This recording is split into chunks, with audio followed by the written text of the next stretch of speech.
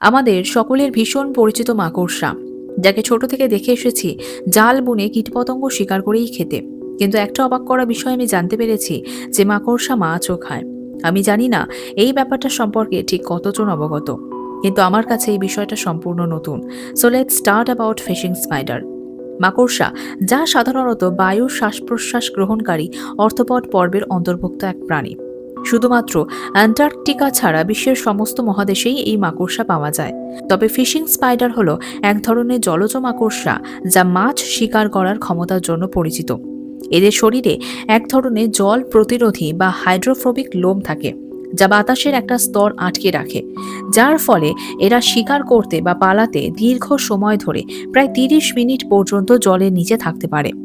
এবং এই জল প্রতিরোধী লোম এদের শরীরে ফুলকার মতো কাজ করে।